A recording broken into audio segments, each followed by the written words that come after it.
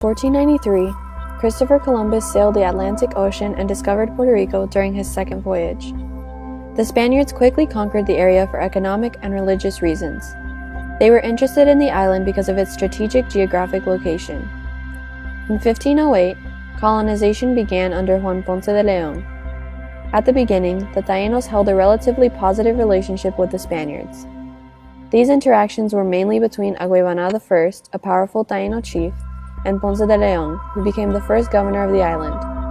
However, after Agüeybaná I's death, the relationship between the Spanish and Taínos started to deteriorate. What began as a friendly encounter between the two parties soon turned into a discordant relationship when the Taínos' way of life was threatened by the Spanish.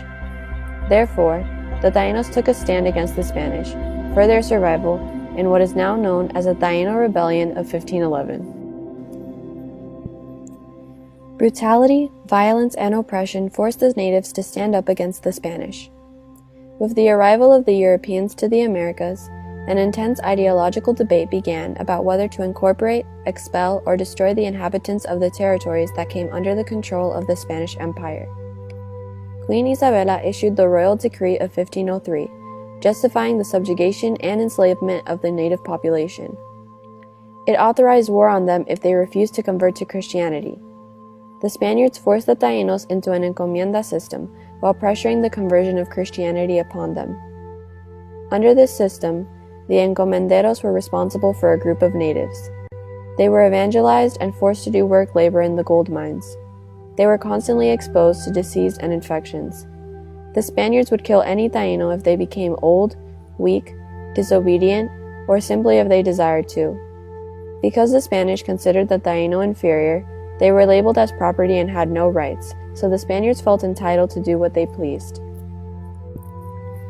As early as 1511, Fray Antonio de Montesinos argued against the inhumane treatment against the Taínos. Another one of the most famous critics of this system was Friar Bartolomé de las Casas.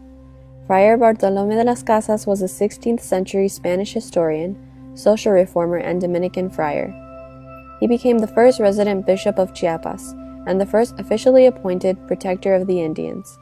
What we committed in the Indies stands out among the most unpardonable offenses ever committed against God and mankind. Because of individuals such as de las Casas, the Burgos Laws of 1512 were created to limit the abuses of the indigenous population by the Spaniards in the Americas.